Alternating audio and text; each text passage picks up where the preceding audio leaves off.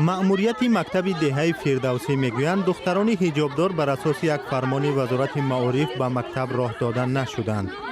این فرمان سال 2016 صادر شده از خواننده ها تقاضا میکند که با لباس مکتبی به درس بیایند.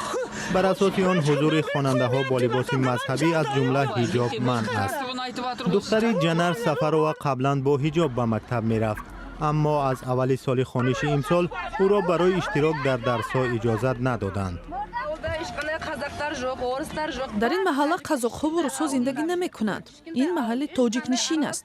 با ما قبلا گفتند که باید لباس یگانه مکتبی را بخریم. ما خریدیم. گفته بودند که رومال باید سفید باشد. ما از قدیم حجاب و رومال سفید می‌پوشیدیم. این شیوه زندگی ما است. ما نمی‌توانیم حجاب را بگیریم.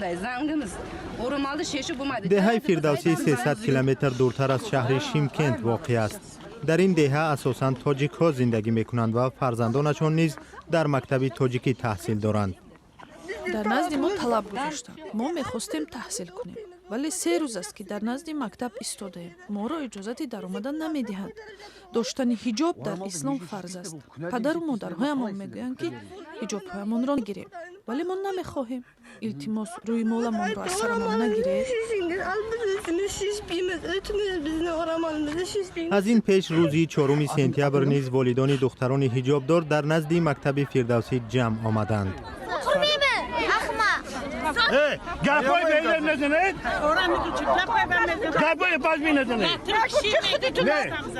مأموریت مکتب میگویند در نتیجه کارهای فهماندهی از 200 خواننده صنف‌های بالایی بعضیشان حجاب را از سر گرفتند. سالهای آخر حکومت قزاقستان به عنوان مبارزه با افراطگرایی ارزش‌های ملی را تبلیغ می‌کند.